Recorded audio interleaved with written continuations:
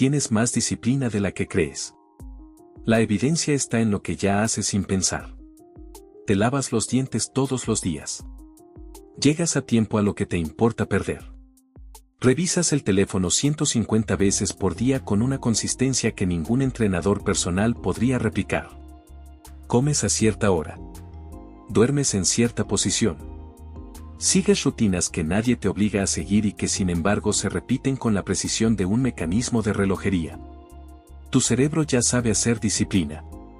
Lo que no sabe hacer es disciplina hacia las cosas que no tienen consecuencias inmediatas visibles. Y esa diferencia, esa brecha específica entre lo que haces con consistencia y lo que no puedes sostener por más de una semana sin que se derrumbe, no es un problema de fuerza de voluntad ni de carácter ni de compromiso insuficiente. Es un problema de diseño. Tu sistema está perfectamente diseñado para producir los resultados que está produciendo ahora mismo. Y si quieres resultados diferentes, la solución no es exigirle más al mismo sistema. Es cambiar el diseño. Hay una creencia que opera silenciosamente detrás de casi todos los intentos fallidos de cambio de hábito. La creencia de que las personas disciplinadas tienen algo que tú no tienes. Una capacidad especial para resistir el impulso. Una tolerancia al esfuerzo que las distingue del resto. Una fuente interna de motivación que se mantiene encendida cuando la tuya se apaga. Un carácter que simplemente está mejor construido para hacerlo difícil. Esa creencia es reconfortante en el peor sentido posible. Es reconfortante porque convierte el fracaso en destino. Si ellos tienen algo que tú no tienes, entonces no hay mucho que puedas hacer. No es que hayas fallado en algo modificable.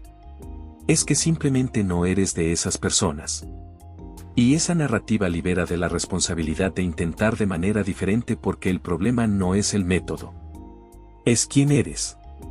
La investigación sobre comportamiento humano de las últimas 3 décadas apunta hacia una conclusión que desmonta esa narrativa con bastante consistencia. Las personas que parecen más disciplinadas no son las que más resisten la tentación. Son las que más raramente se encuentran en situaciones donde tienen que resistirla. Esa diferencia lo cambia todo. En 2011, el psicólogo Wilhelm Hoffman publicó un estudio en el que siguió durante una semana a 205 personas, registrando en tiempo real sus deseos, sus tentaciones y sus respuestas a ellas. Lo que encontró contradijo la imagen popular de la autodisciplina. Las personas con mayor autocontrol reportado no pasaban más tiempo resistiendo deseos.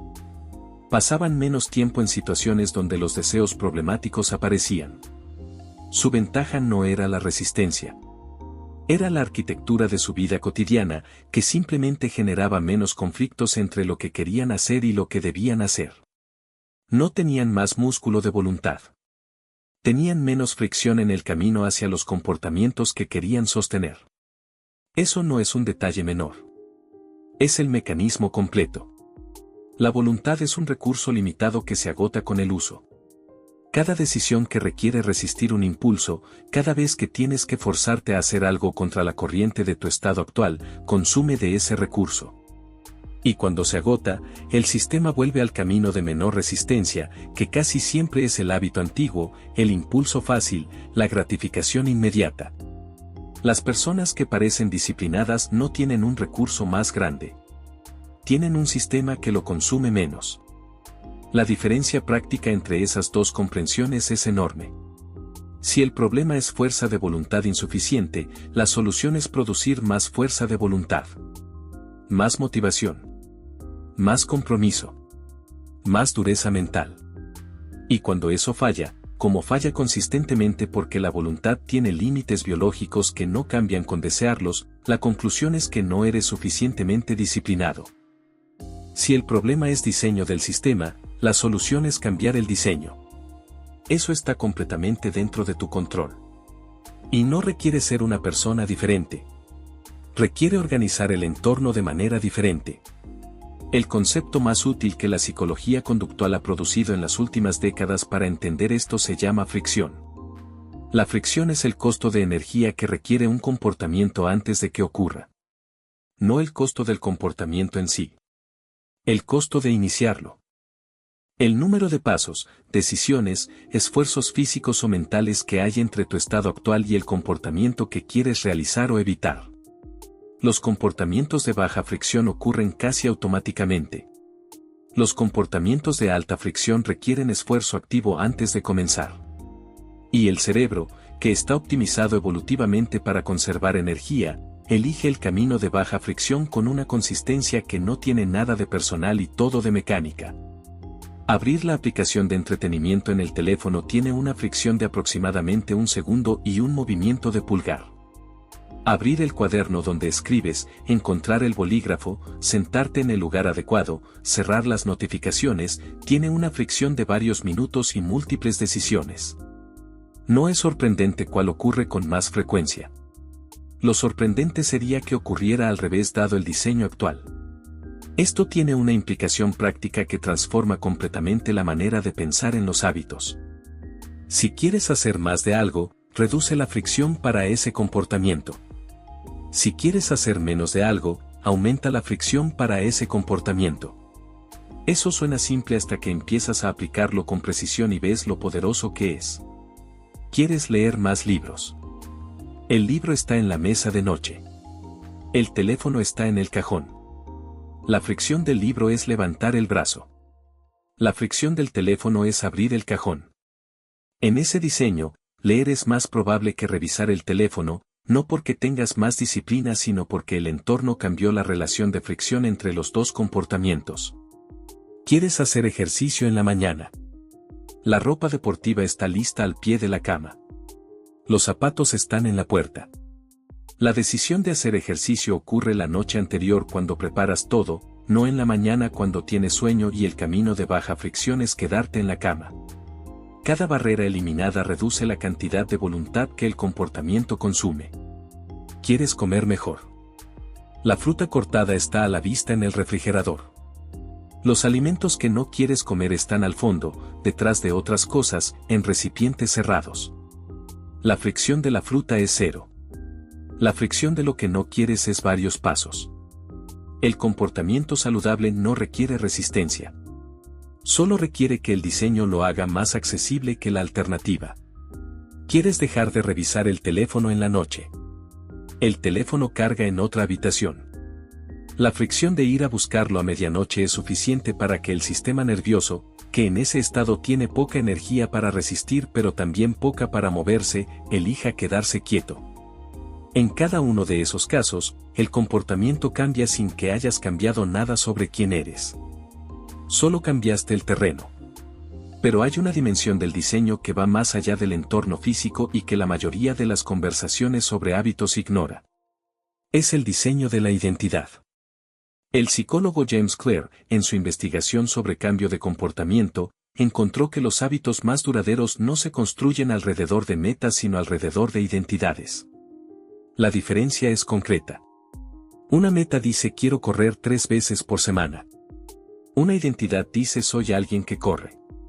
La meta orienta hacia un resultado. La identidad orienta hacia un tipo de persona. Y cada vez que actúas consistentemente con esa identidad, aunque sea en pequeños pasos, estás produciendo evidencia de que esa identidad es real.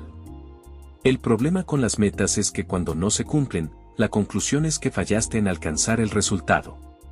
El sistema de evaluación registra fracaso. El problema con la identidad es que cuando actúas inconsistentemente con ella, la conclusión es que actuaste de manera inconsistente con quien eres. El sistema de evaluación registra una disonancia que tiene un poder motivacional diferente. No porque la identidad sea más verdadera, sino porque opera sobre un nivel más profundo del sistema motivacional. Cuando alguien que se identifica como no fumador rechaza un cigarrillo, no está resistiendo una tentación con fuerza de voluntad. Está siendo consistente con quien es. El esfuerzo requerido es diferente.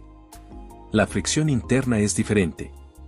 Y el comportamiento sostenido en el tiempo es diferente. Aquí está el punto que cambia el marco completo y que probablemente nadie te dijo con suficiente claridad. Los hábitos no se construyen con motivación. Se construyen con repetición en contexto consistente. La motivación es un estado emocional que fluctúa. Hay días en que tienes mucha y días en que tienes casi ninguna.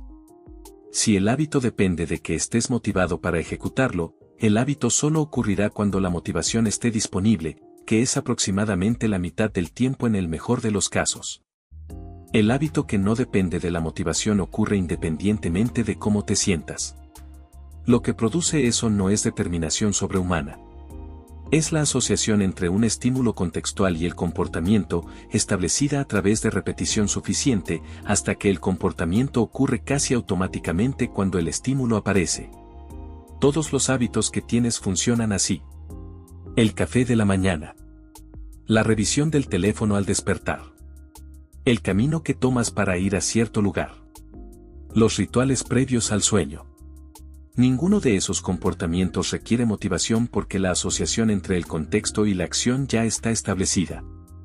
El contexto dispara la acción sin que tengas que decidir activamente. Lo que llamas disciplina en las personas que admiras probablemente es, en gran medida, esa automaticidad. Comportamientos que en algún momento requirieron esfuerzo y que con la repetición suficiente se volvieron tan automáticos como lavarse los dientes. La pregunta no es cómo tener más disciplina. La pregunta es cómo establecer esas asociaciones para los comportamientos que quieres automatizar. Y la respuesta tiene que ver con repetición consistente en contexto consistente, comenzando con versiones tan pequeñas del comportamiento que la barrera de inicio sea prácticamente cero. No 2 horas de ejercicio. 5 minutos de movimiento. No escribir 1000 palabras. Abrir el documento y escribir una oración. No meditar 20 minutos. 3 respiraciones conscientes en el mismo lugar a la misma hora. No estudiar durante toda la tarde. Abrir el material durante 7 minutos exactos. El tamaño importa porque el sistema nervioso necesita que el comportamiento ocurra para que la asociación se establezca. Un comportamiento que no ocurre nunca no establece ninguna asociación.